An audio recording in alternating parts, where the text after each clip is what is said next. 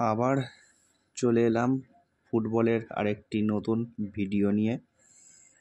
অবশ্যই আপনারা দেখতে পাচ্ছেন এটা মোহনবাগানের ভিডিও। থাম্বনেলে দেখেছেন যে কোচ চেঞ্জেস যে হয়েছে তার উপরে এই ভিডিও।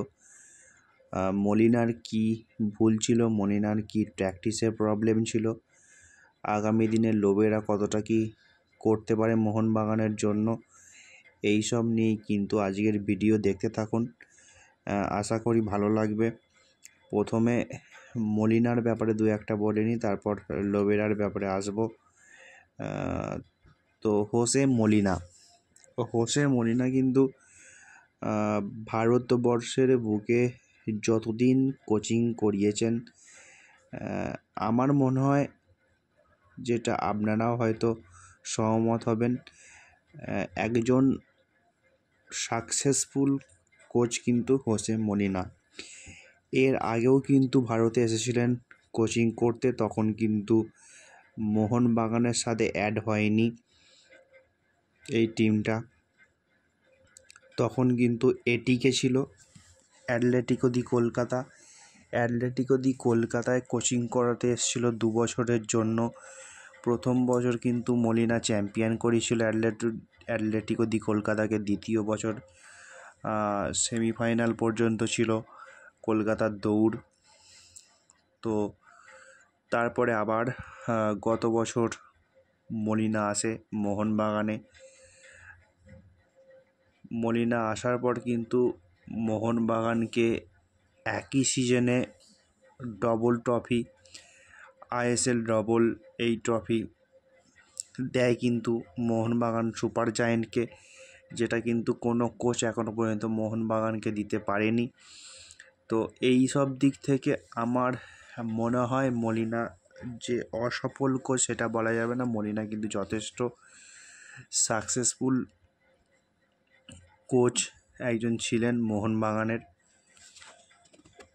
এইবার বলি প্রবলেমটা কি হচ্ছিল মলিনার সাথে। অ্যাকচুয়ালি মলিনা অতিরিক্ত ট্যাকটিসের প্রবলেম ফিল করছিল।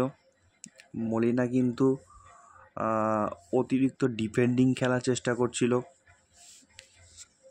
বেশ কিছু এমন কিছু চেঞ্জেস রয়েছে, সেই চেঞ্জগুলো ঠিক সময় মতো করতে পারছিল না।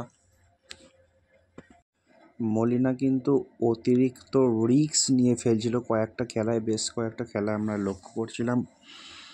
এমন কিছু প্লেয়ার রয়েছে যাদের কিন্তু ফার্স্ট 11-এ খেলার যোগ্যতা রয়েছে, তাদের কিন্তু ফার্স্ট 11-এ খেলাচ্ছিল না, হোল্ড করার ছিল। তো সেই দিক থেকে দেখতে গেলে আমার মনে হয় রেজাল্ট আসছিল না।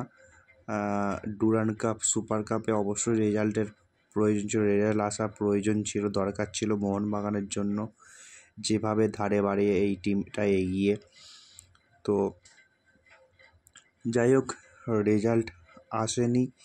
তারপরে ম্যানেজমেন্টের বিরুদ্ধে মুখ খোলা, এটাও কিন্তু একটা প্রবলেম হয়ে দাঁড়িয়েছিল। তারপর থেকেই কিন্তু সময়ের অপেক্ষাতেই হয়তো ছিল অনেক সমর্থক যে এই যে ম্যানেজমেন্টের উপর মুখ খুললো, এরপরে হয়তো মলিনা চেঞ্জ হতেই পারে। সত্যি মলিনাকে কিন্তু ছেড়ে যেতে হলো।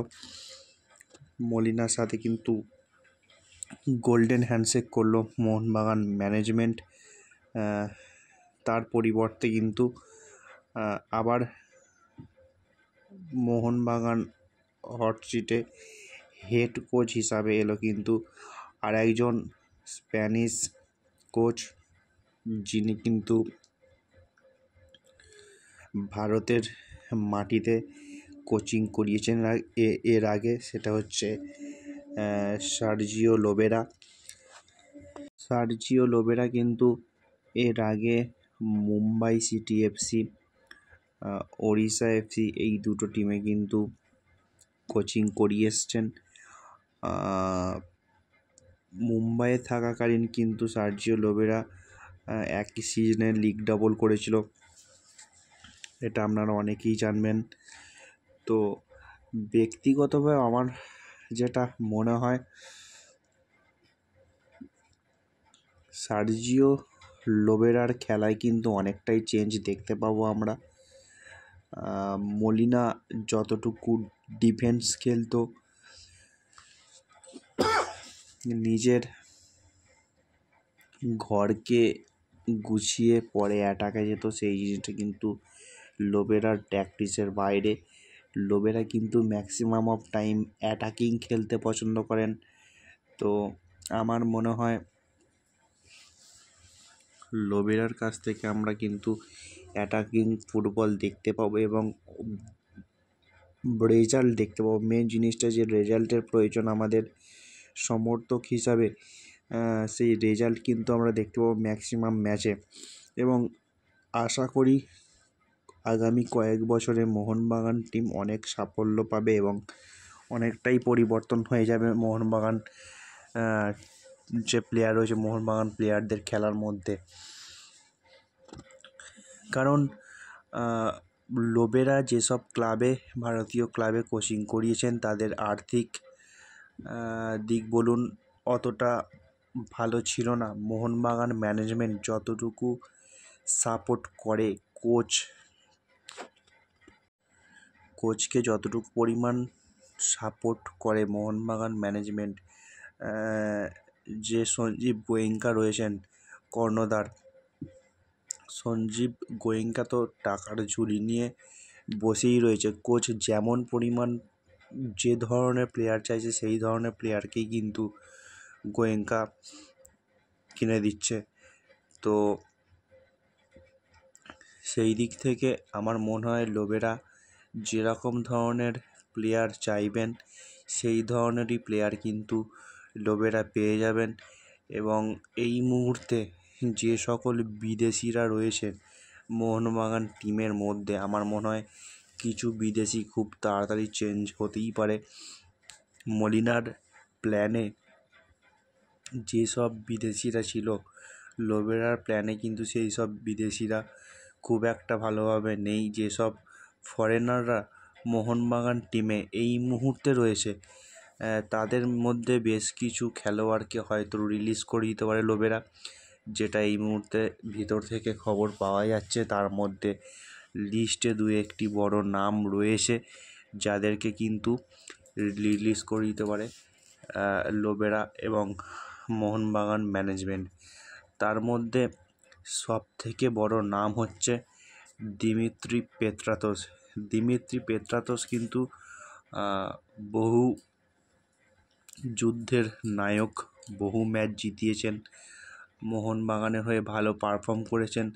তবে ইদানিং দিমিত্রি পেত্রাতোসের ফর্ম অতটা ভালো নয়। শরীর ভারী হয়েছে, শরীরে অনেক মেদ এসে গেছে, সেইভাবে পারফর্ম করতে পারছে না। তো সেই দিক থেকে আমার মনে হয় ওই কারণেই লোবেরা চাইছে না যে দিমিত্রি পেত্রাতোসকে রাখতে। দিমিত্রি পেত্রাতোসকে রিলিজ করে কিন্তু অন্য একজন ভালো স্ট্রাইকারকে সই করাতে চাইছে লোবেরা। তো পরের নাম যদি আসি, সেটা হচ্ছে অবশ্যই টম অলরেড। টম অলরেডের খেলা কিন্তু লোবেরার খুব যে ভালো পছন্দ সেটা আমি বলবো না। লোবেরার লিস্টে টম অলরেডেরও নাম রয়েছে। টম অলরেডকেও কিন্তু রিলিজ করে দিতে পারে মোহনবাগান ম্যানেজমেন্ট। কিন্তু এটাও ভাবতে হবে লোবেরাকে, গত দুটো সিজনে কিন্তু টম অলরেড এবং আলবার্তো রড্রিগেজ এরা দুজন কিন্তু খুব ভালো খেলা দেখিয়েছে। তো এই জায়গাটায় কিন্তু একটা জিজ্ঞাসা চিহ্ন থেকেই যাবে যে টম অলরেডকে রিলিজ করা হবে নাকি আর একটা সিজন আলবার্তো রড্রিগেজের সাথে রেখে দেখা যাবে। তো ভিতর থেকে আর একটা খবর বেরিয়ে আসছে যে হুগো বুমোস নাকি আবার ভারতে আসছে, আবার মোহনবাগানেতে আসছে। তো আমি এটা বলে রাখি, হুগো বুমোসের ভারতে আসার সম্ভাবনা কতটা সঠিক সেটা জানি না, তবে মোহনবাগানের আসার সম্ভাবনা খুবই কম। কারণ হুগো বুমোস কিন্তু তার নিজের সব থেকে সেরা সময় পেরিয়ে চলে এসছে। তো আমার মনে হয় এই মুহূর্তে হুগো বুমোস আর মোহনবাগানের মধ্যে দেখতে পাবো বলে আমরা মনে হয় না। হুগো বুমুসের মতো অন্য একটি প্লেয়ার অবশ্যই খোঁজ চালাচ্ছে লোবেরা। আরেকজনের নাম না বললেই নয়, সে হচ্ছে ডেলগাডো, ওড়িশার ডেলগাডো। কার্লোস ডেলগাডো কিন্তু খুব পছন্দ লোবেরার। লোবেরা কিন্তু ডেলগাডোকে নিয়ে আসার চেষ্টা করছে, মোহনবাগানে কথাবার্তা চালাচ্ছে। দেখা যাক কতদূর কী হয়, কী রেজাল্ট আসে। অবশ্যই আপনারা খবর পাবেন। দেখতে থাকুন টুইন্স ম্যাজিক ইউটিউব।